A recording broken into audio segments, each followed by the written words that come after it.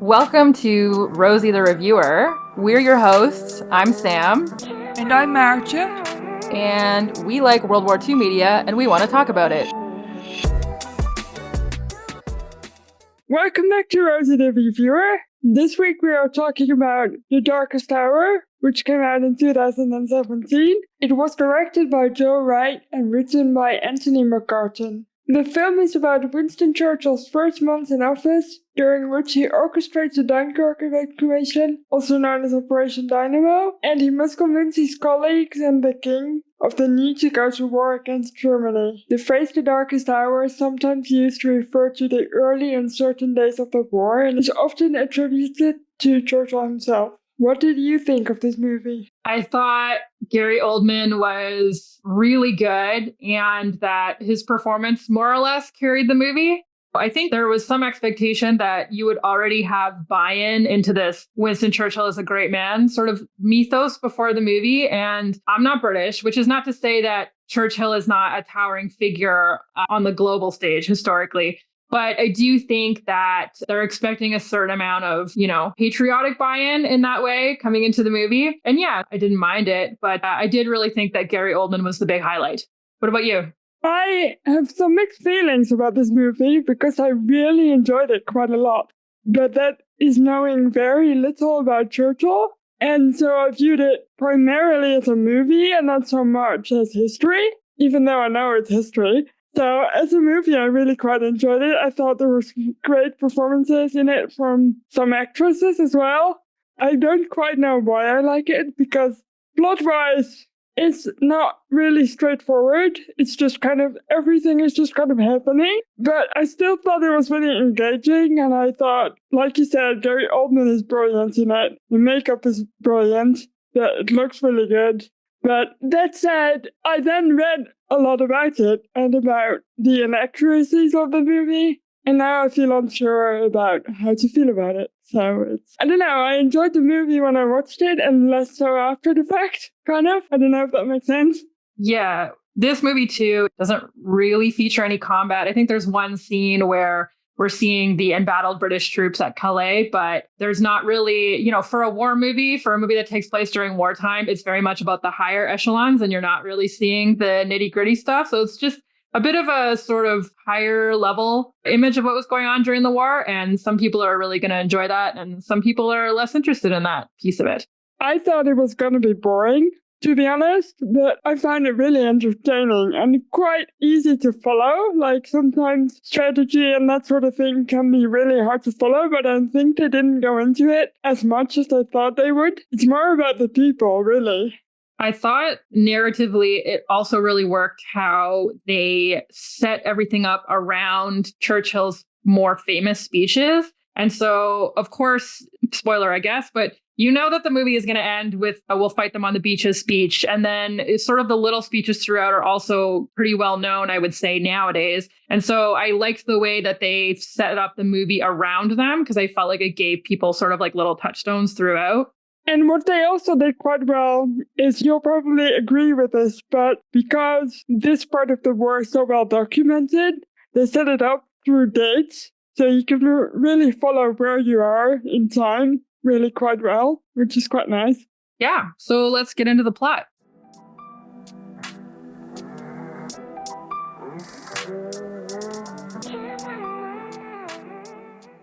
We open on May 9th, 1940, and we start in Parliament, where the opposition have forced a vote of no confidence for Prime Minister Neville Chamberlain, played by Ronald Pickup. Germany at this point has already invaded Norway, and Chamberlain's long period of appeasement of the Germans, as well as the Norwegian campaign itself, is being criticized. The Tories gather to discuss possibilities. Many in the cabinet want Foreign Secretary Lord Halifax, played by Stephen Elaine, but he believes he's not yet ready. They reluctantly select First Lord of the Admiralty, Winston Churchill, played by Gary Oldman, as the candidate most likely to gain the most support that they need to form their coalition government. Yes, so if you're not super familiar with the Westminster parliamentary system, basically at this point, it's not like the United States where you elect the president or like the prime minister. what happens is you elect all these MPs and then from amongst themselves, they select a leader. So what has happened now is that even though the Conservative Party has a majority in the House of Commons, essentially the opposition parties have said, we don't have any confidence in his ability to continue leading.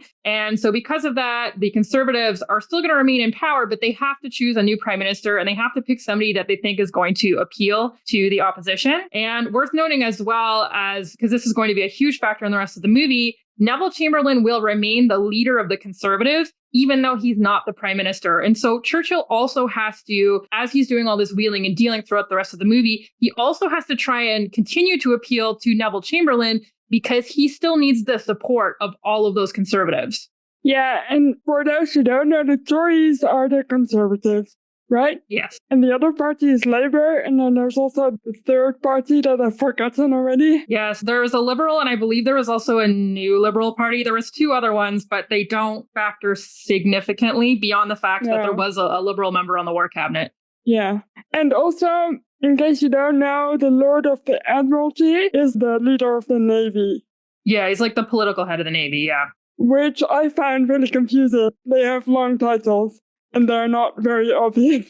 They sure do have long titles. And there's this sort of interesting, I guess, class thing going on in the background, too, because one of the things about Lord Halifax is that, of course, he's a peer. He's the son of an earl or something like that.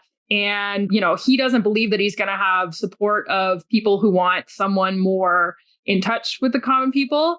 So that's sort of a thing that's kind of cooking in the background as well. There's even a little scene where Winston Churchill is in the car with a driver and he's talking about how he never rode the tube before and he's never done this and he's never done that, all these basic tasks that ordinary people would have done. So I thought that was it was neat that they touched on that.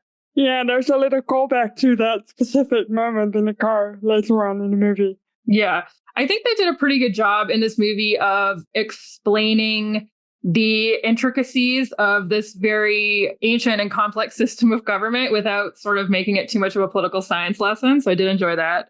Me too. Churchill gets a new secretary, Elizabeth Leighton, played by Lily James, with whom he's initially rude. He's kind of a jerk to her. His wife tells him off, and then she starts to learn the ropes and gradually becomes indispensable as she sort of learns her way around. I thought her performance was good. I just find something about Lily James. She's always good. She's never like a bad actress.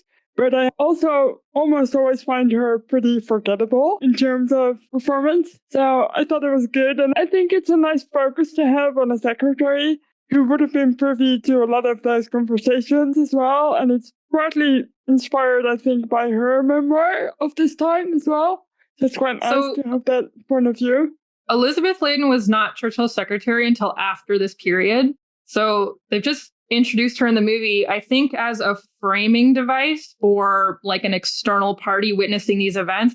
But I even felt like they sort of let that drop a little bit towards the end of the movie. Like he looks at her once while he's doing his final rousing speech there in Parliament. But other than that, I felt like as the movie went on, she sort of had less and less to do, or her role was not that important. They just didn't really like commit to that framing device as much as I would have liked. There's something interesting about all the women in this movie, actually, and in Churchill's life, because all the women in the movie are related in some way to Churchill. But they are meant, I think, to soften him as a person. They very much bring out like the softer side or the funnier side of him. So that's obviously done with a purpose, and especially his wife, played by Kristen Scott Thomas. I thought she was amazing, by the way. I liked her performance a lot. But it's very obvious that they're trying to humanize Churchill, to make him less mythical, maybe, and make him more of a common man. And I don't know if they're successful, I guess a little bit, but I don't know if it's truthful. Yeah, fair enough. Churchill's called to be Prime Minister and must meet with the King, George VI, played by Ben Mendelsohn, who obviously does not relish the new appointment. Though, quote from the movie, he was right about Hitler. Churchill celebrates with a party with his family, including his wife and closest confidant, Clementine, played by Kristen Scott Thomas, as mentioned before. She's great in this. And we also see his 3 daughters and his son in this. Again, it's meant to humanize him. And I think it's very purposefully done. Yeah, we'll definitely get into more of this later, but I think it's, just interesting that this movie came out the same year as the other Churchill movie, which I think was just called Churchill, which is about later on in the war, I believe. I haven't seen that one, but I believe it's about D-Day maybe. Anyway, I always just think that, looking around at sort of this period in history that we're in and the things that are going on the world stage, it's always interesting when we call back to these quote unquote great men of history and when people feel the need to retell these stories and sort of that nostalgic myth of a time when politicians knew what they were doing and the people were united behind them. And let's come back to that mythos again and again because we're going through these specific things in the present. And so, I agree. There's definitely some very specific decisions made in this movie about how to present Churchill. And I think if you look at it from just a movie perspective, not so much a historical perspective, I do think it makes the movie better. It gives it more personality and depth, but I just wonder if it's all true, if it's not just romanticized a bit.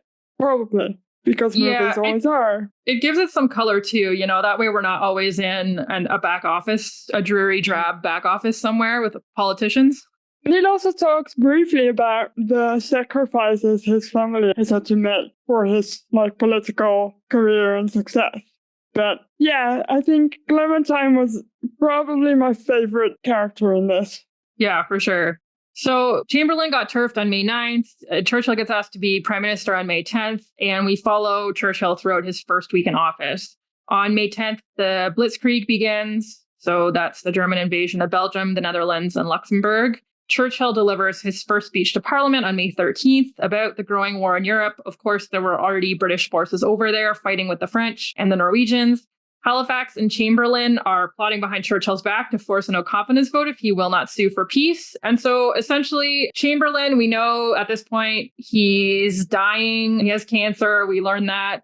Halifax, who turned down the job, is not happy with the fact that Churchill is so committed to fighting on and seeing the war through. He thinks that there are options to have peace talks and peace negotiations. And so they're talking about how if they can get Churchill to admit, in writing or in front of witnesses that he absolutely will not consider peace talks, they believe that that will be enough to get him removed as prime minister. And we don't actually have any evidence that this happened. Chamberlain himself, actually, we'll get into this a bit more, but one of the big things that Halifax wanted was he wanted Mussolini, because at the time Italy hadn't, quote unquote, entered the war yet. They were still neutral. He wanted Mussolini to broker a peace, or at least to be a mediator. And Chamberlain didn't trust the Italians. He didn't believe that having them as a mediator would gain the British anything. Ultimately, as we'll see, it's his support and belief that no concessions should be made to Italy that gave Churchill control over the war cabinet and the broader agenda and the ability to get the Brits to continue to fight rather than commit to peace talks. And so I thought that was an interesting choice that they made to have Chamberlain as this much of an anti-Churchill force when that doesn't seem to really be borne out by historical fact. No, and I thought Halifax especially is kind of made out to be the villain in this whole thing. He's made to be the biggest opposition and he's made to be kind of backdoory and sneaky. And I don't know if that was really the case. I feel like they almost in this movie exaggerated Churchill's opposition a bit. I feel like more people were in agreement with him than the movie made it out to be honest. Yeah, the movie definitely makes Halifax seem pretty underhanded. It's probably worth mentioning that at the time, they're 25 years out from a massive war, the biggest war in history, the war to end all wars.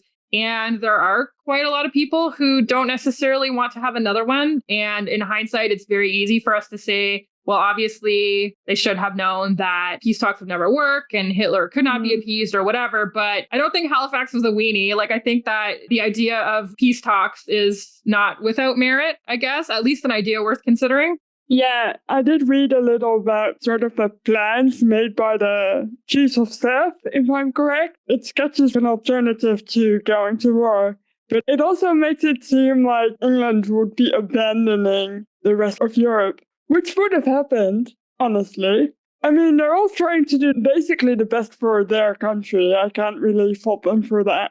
But at the same time, it's I do wonder what would have happened if England had gone into peace talks with Germany. But we'll never know. Certainly one of those moments upon which history hinges. Yeah, definitely. Things are going very badly for the Allied forces in France. Churchill meets with the French Prime Minister Paul Reynaud, played by Olivier Broche, and discovers that they have no plan to counterattack the Germans. And here's some notes. I do. So in the movie, they sort of make it seem like there's a little cut of Reynaud and one of his associates sitting in a car talking about how the English are delusional about continuing to fight the Germans. And actually, in real life, Reynaud did not want to sign a separate peace with Germany. He advised Churchill that he might be forced to resign over it because he held these views, because there were a lot of French politicians that wanted to capitulate to Germany and end the war. He did want Britain to request mediation by Italy. And although the British did not believe this would be effective, they also wanted to let him down easy because they thought that if they gave him a hard no, then he'd be like, well, fuck it, we're throwing in the towel. And the British could not afford to lose the French. And so he ended up being persuaded to fight on when Churchill said a pretty unequivocal line about it. But yeah, the way they present it in the movie where the French are like, nah, fuck it, we're done here, is not technically correct. Right. And things are also going badly for Churchill. MPs talk badly about him behind his back. And his wife tells him that they're broke. He addresses the nation for the very first time. I laughed that his wife was telling him that they were broke because in real life, they did have an estate, like a country estate that was a huge drain on their resources. But also, it comes up this one time in the movie and then never again. I was like, okay, like I almost forgot that it happened until I was going back over my notes. And I was like, oh yeah, that was a little scene where his wife yells at him and then it never gets referenced again. What does he say again? He says something really funny and then she gets mad at him for being funny. Yeah, he says he'll economize. He'll only smoke 4 cigars a day. As they must consider evacuating a Dunkirk because that's where the British forces are retreating to. They're retreating back across France. Halifax and Chamberlain ramp up the pressure to hear Hitler's terms. And at this point, there are no terms from Germany, but they're saying if we can get terms and if they're decent, maybe we should hear this guy out, sort of thing. And Churchill tries to secure help from the Americans. He asks them if they can send him some destroyers to please help evacuate these guys at Dunkirk. But FDR basically can't commit to anything in the interest of diplomacy. There's all these international alliances and laws. And he's like, look, I can't do anything for you. It wouldn't be illegal if you wanted to bring teams of horses across the border and tow these fighter planes back over yourself. And Churchill's like, well, that's completely untenable. Back over to where? So you're missing out on an opportunity to have a Canada mention. Yes, it's the Canada mention. Yeah. So, FDR is like, well, you bought all these fighter planes from us, and technically we're not allowed to send them to you. But if you wanted to come and get them with horses and tow them into Canada, that would be fine. And Churchill's like, well, thanks. Yeah, I'll send all my best horses. Thanks, buddy. It's like he's having this telephone conversation with Roosevelt on his private toilet as well. It's just so funny. Yeah, Churchill definitely had some habits. He's a man of his ways. Also, he's dealing constantly with the war cabinet. So it's him, it's Halifax, Chamberlain. The movie really underplays the role of the Labour Party war cabinet members, who were Clement Attlee and Arthur Greenwood, and they supported Churchill's agenda. And we didn't get too much of that in the movie. Yeah, and really, the Labour Party is kind of the reason why Churchill was appointed, because Churchill would have been the only one that they would have accepted to be Prime Minister at this point. They think the other candidates wouldn't have been accepted. Yeah. So it's kind of weird that they don't give Labour more screen time, really. Yeah. Especially because they do have, a sort of unique coalition government happening right now. And after the war, that coalition ends. But while the war is going on, it's, the other parties agreeing to uphold certain things. And it's a bit of a tenuous line. When you're in a coalition government, you really have to be listening to all these other disparate voices. Right. Churchill calls Admiral Ramsay, played by David Bamber, and directs him to call up civilian boats for an attempt to rescue the troops stranded at Dunkirk. This will be known as Operation Dynamo. He also meets with the king to discuss next steps, including the royal family potentially evacuating to Canada mention. Halifax and Churchill get into a knockdown, drag-out fight about Churchill's refusal to consider peace negotiations.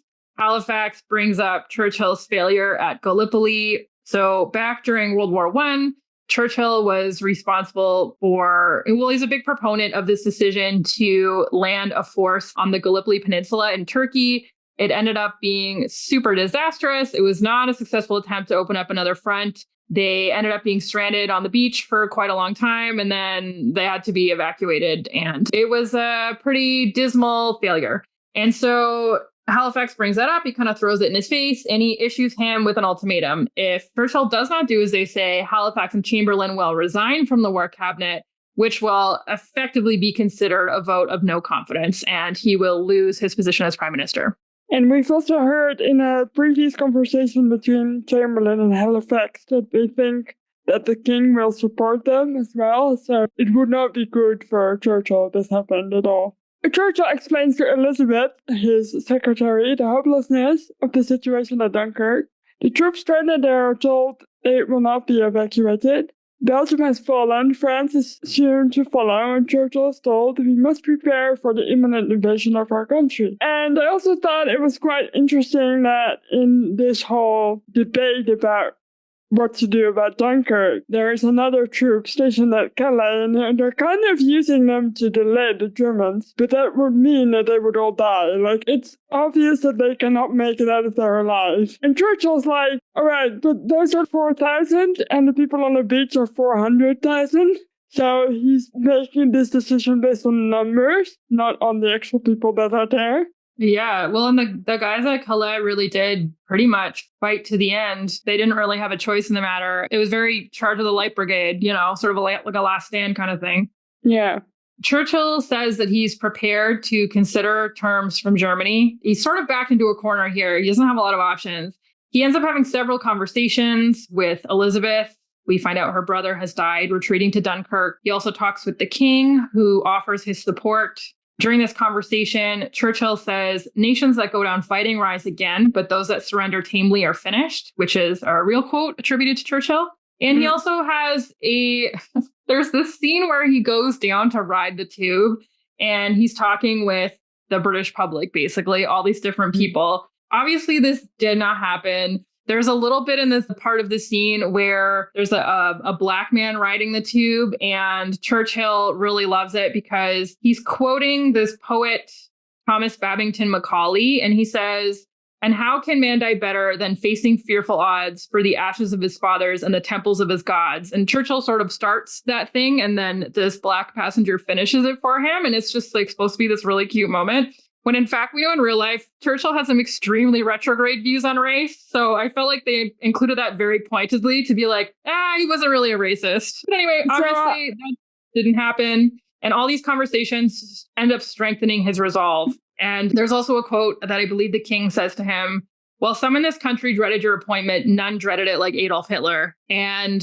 I thought that was, there were some parts of this movie that I thought were very like Hollywood staged, like you were supposed to see it as like, this is a cool shot. This is a cool moment. These are cool words.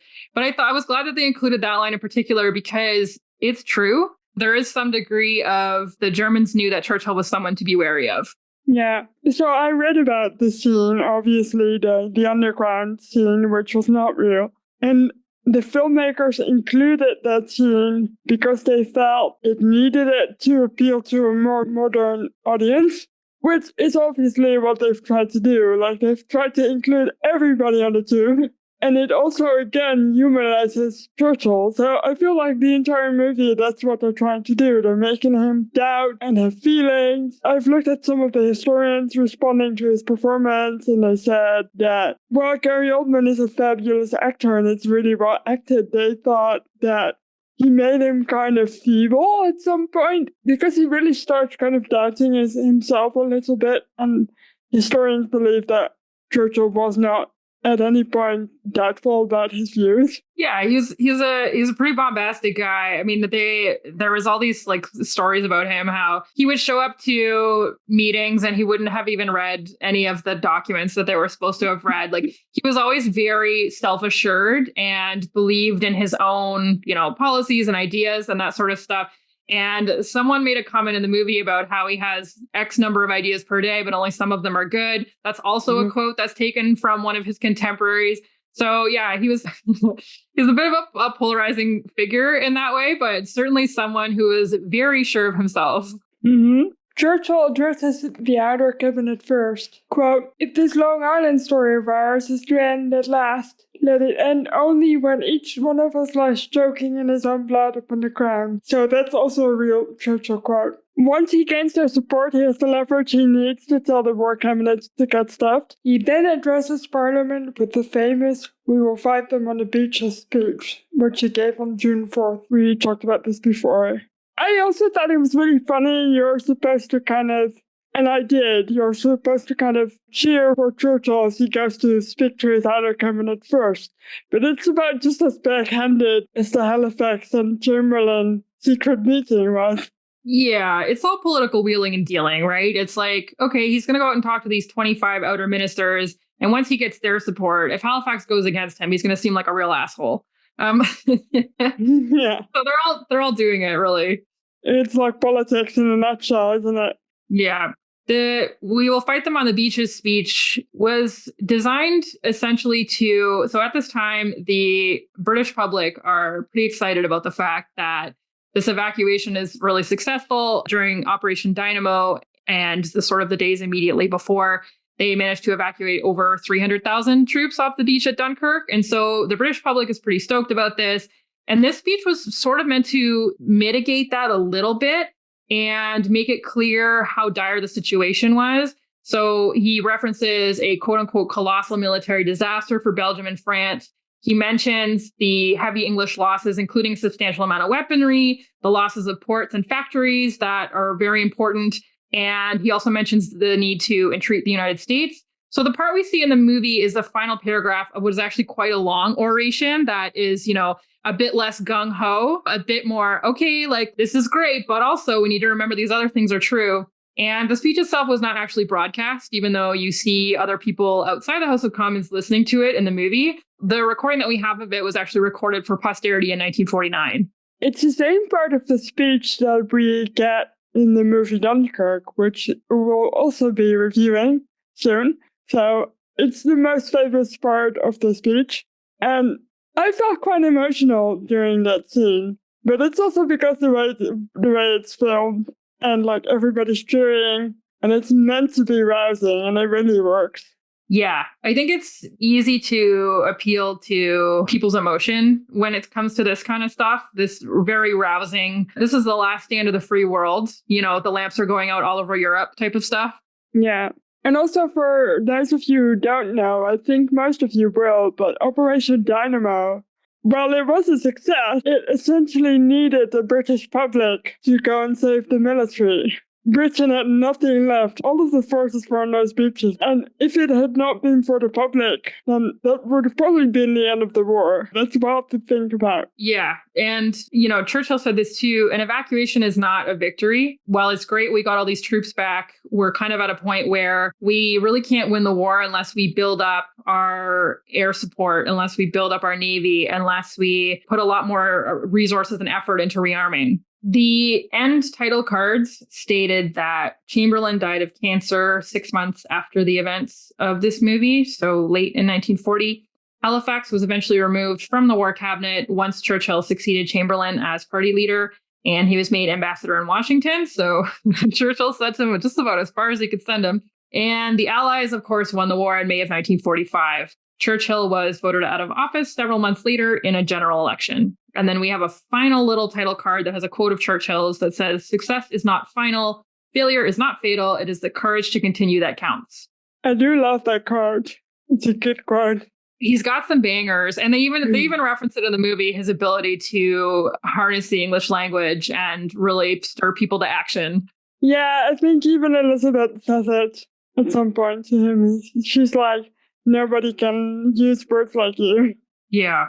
It is really interesting to see a movie about Churchill and to consider anyone else who might have been a prime minister instead of him. I'm not able to hypothesize as well, but it's still interesting to think about what it would have become if it wasn't him, if it had been Halifax, for example, or someone else. I don't know. Yeah, the world would look different, probably. Definitely. I think it's, worth drawing attention to the fact that Churchill, so the war ended in May of 1945.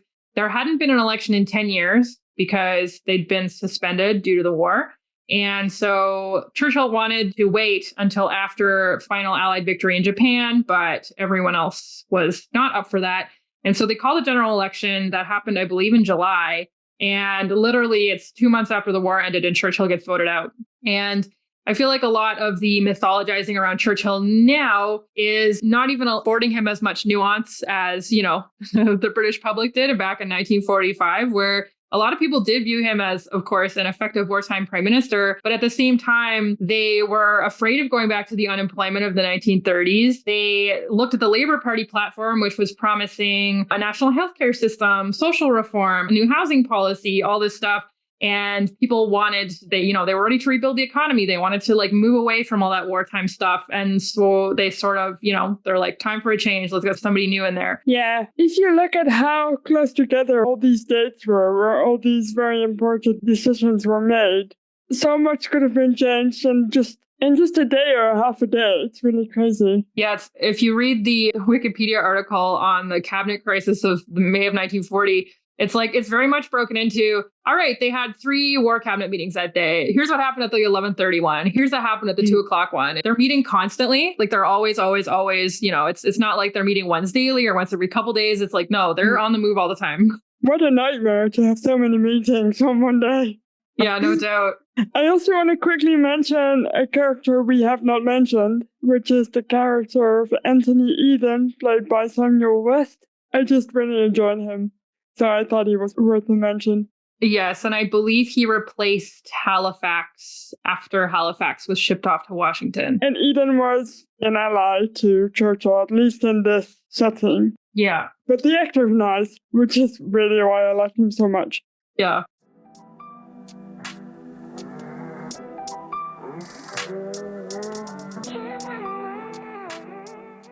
So I wrote some notes on Churchill because this is certainly a movie that presents him in a certain light. And as we discussed, they definitely made some decisions about how to soften him and humanize him and portray him in a certain way. And yeah, I just think it's worth mentioning his flaws potentially as well. So even for his time, Churchill had very, very old-fashioned views on race. He had no sympathy for colonized or enslaved peoples because he viewed whites as a, quote, stronger race, a higher grade race. So he was a white supremacist. He also believed in eugenics. He was an honorary president of the British Eugenics Society for a little while. He did advocate the use of chemical weapons against what he called uncivilized tribes in Afghanistan, I believe. He was a very strong supporter of imperialism. He was even far to the right on the issue for his time. He completely opposed any Indian sovereignty. And part of the reason some historians believe that his warnings about Hitler fell on deaf ears was that a lot of people considered him very old-fashioned. The same stuff he was saying about Hitler was similar to what he was saying about Gandhi. And so people sort of viewed him as, he's very right-wing. His views are old-fashioned. And so, if he's all these warnings about Hitler, should we take him seriously? Should we not take him seriously? And so now, of course, we look back and we see that he was absolutely correct to be wary of Hitler and to be aware that an appeasement strategy wouldn't work and to get involved in the war and to fight on. But at the time, that was not necessarily a super widespread view. Now, because he saw all of that coming, there's this view of him as having this surreal amount of foresight. But this was also the man who carved up the Middle East for the powers that won World War I. And as anyone who has read the news in the past 100 years probably knows, a lot of those borders remain extremely contentious. And I just think it's worth talking about this stuff. If we can't be critical about history, what's the point, right? It's worth mentioning that, anytime you see one of these movies that are very that hit that note really hard of great man Churchill and sort of adding to this mythology around him is also worth it to mention the other things, I think. Can I just interject real quick? I feel like you're right. And I feel like both things can be true at the same time. He can be the right choice for England to navigate through the war, but he can also be a shit man at the same time. Yeah, absolutely. I found a quote in an article in the Smithsonian Mag where they said, in recent years, particularly since 9/11, his very reputation can seem up for grabs as his statements and actions are heatedly invoked in debates about the nature of enmity, the causes of hatred, the dangers of appeasement, and the risks of engagement. And so no matter what your political stance is, you can use Churchill and his quotes and his beliefs and his policies. You can, it's like anything. You can use them to support what you think. And so he definitely, because he is such a towering figure in world history, that tends to happen a lot. People claim him as their own. They do. And I also feel like even talking about this now, I didn't come up with this beforehand, but if you look at the way he talks about not going into negotiations, his reasoning for that has nothing to do with anything Hitler's doing to, say, Jews or anything. It's basically about what would happen to Britain, to his Britain, if they go into negotiations. I'm not saying that he didn't go, but it doesn't seem to be his prime motivation for not going into negotiations with Hitler. Yeah. And I mean, of course, this is why we can't put people on pedestals, right? Because everybody's nuanced. People are driven by their own desires, their own selfishness. And so we can't be looking back at history and, picking out individual figures and being like, yeah, this guy was a hero, unequivocally, no nuance. And I feel like, are there really heroes in war? Or is everyone privy and partial to some evil because it's a war too? I mean, yeah, we know the Allies also did atrocious things to people, so they're not all good either. Yeah, which kind of brings us to the biggest, darkest mark on Churchill's record, which even historians who are generally pro-Churchill do acknowledge. In 1943, after the Japanese occupied Burma, which is current-day Myanmar, they put an end to rice imports, and a famine overtook Bengal, which is a part of India and modern-day Bangladesh, and ended up killing 3 million people, or over 3 million people. And at the time, of course, India was a colony of the British Empire. So it would have been up to Churchill to do something to address that famine, and he really did not. And in fact, continued to export rice from the country to stockpile food for the armed forces and the soon-to-be liberated peoples of Europe, despite repeated requests for emergency assistance from the Viceroy of India. The British also seized food and boats from coastal areas of Bengal to prevent them from falling into the hands of the Japanese, which made the famine worse.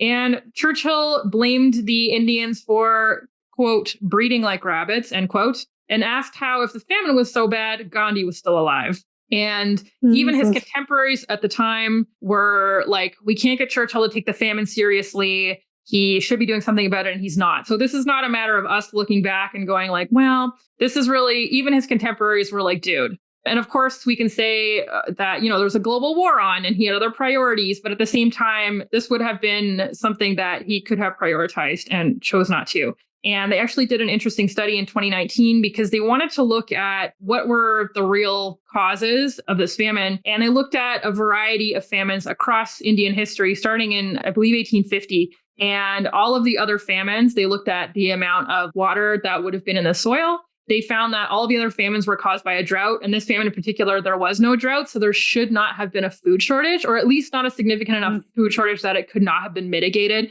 if Churchill hadn't had this policy of exporting all of this food from the country.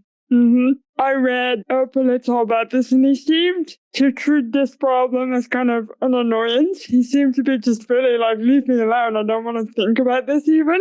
Which is just, I do get that there's a war on and that you have to feed your forces, but also there's 3 million people dying in a country that you're responsible for. How do you just turn your head and say, no, not my problem today?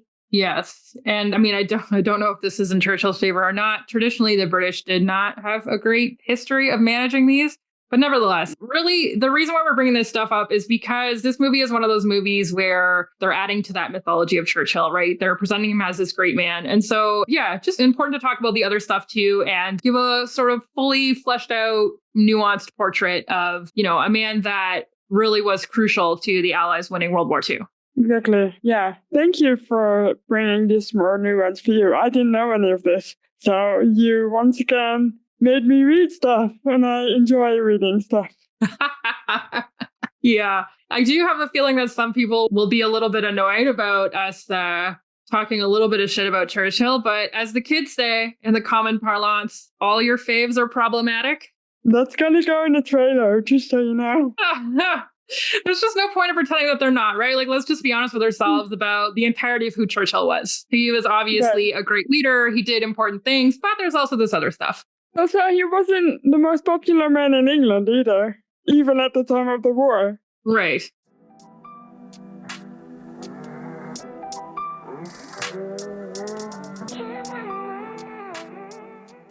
So we should rate this movie, and there's a scene in the movie where Churchill, there's a picture of him in the paper doing his famous V for victory, but he's doing it with his hand facing like backwards, with the back of his hand facing out. And Elizabeth, his secretary, tells him that in certain quarters that is viewed as meaning up your bum. And he thinks that's very funny. And it is a cute little scene. And so we're going to rate this movie up your bums out of 10. I'll go first. Last night, I thought I was going to give it 8 up your bums out of 10. But then I did some reading and found out that a lot of the stuff is not accurate. And as we are World War II movie reviewers, I feel like I should downgrade it to 7 up your bums.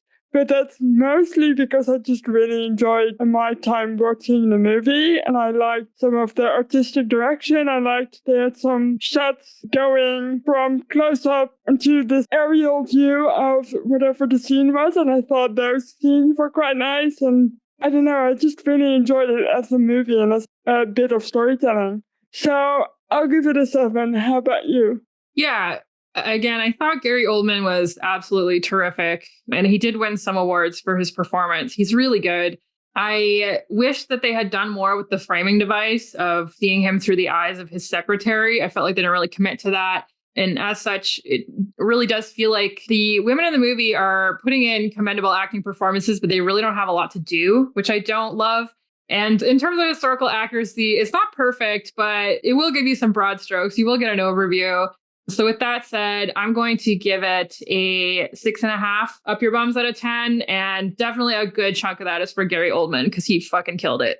He did. And they also won an award for best makeup, which is fair because you cannot tell it's Gary Oldman at all. He looks very much like Churchill.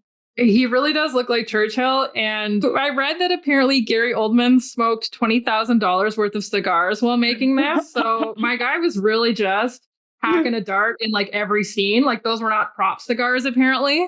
You're definitely right to say that Gary Oldman made Churchill the most appealing Churchill that Churchill could have been. Like, I think if it had been any other actor, it wouldn't have been as good. And we wouldn't have liked Churchill at all. Like, he made him really likable. Yeah, with Churchill, it's both a blessing and a curse because he has so many very recognizable mannerisms and speech tics and facial tics and affectations. And these are things that, of course, make him immediately recognizable if you're playing him as a character. But you also run the risk of falling into the trap of that's all he is kind of thing. Yeah. And so I felt like Gary Oldman did walk that line pretty well. Yeah, if I were to like compare him to, say, the representation of Churchill in Ministry of Ungentlemanly Warfare, I feel like that one was really a caricature, and this one was, it's still funny, but it's not as funny that it becomes entirely unserious. So it's a fine line, you're definitely right. All right. Well, are you reading anything new? I am not reading anything new. I've kind of abandoned all my projects. How about you? Are you reading anything new? So a few weeks ago, I said that I had bought The Lives of Lee Miller by Anthony Penrose, and I haven't read it yet, but that's my goal to dig into that in the next few days because my courses start again this weekend. Ooh, what are your courses on? I just wanna let our audience know that you are the studiest one of us. Performance management and tax. Fun! Yeah. Good luck. Thank you. What are we doing next week? So next week we're doing Dunkirk, which is kind of fun. It'll tie into this very nicely because obviously we talked about Dunkirk quite a lot in this episode. So that'll be good. 2 little back-to-back ones. Yeah. When we do kind of similar topics next to each other, I find that I learn and remember quite a lot more of it. So it's good. Perfect. You can follow us on Spotify or wherever you get your podcasts. You can rate us 5 stars. That would be super helpful. You can share your favorite episode with a friend. We would love that too. You can visit our website, rosieTheReviewer.com, and you can follow us on Instagram at Rosie the Reviewer Podcast. So that's all, folks. See you next week. Bye.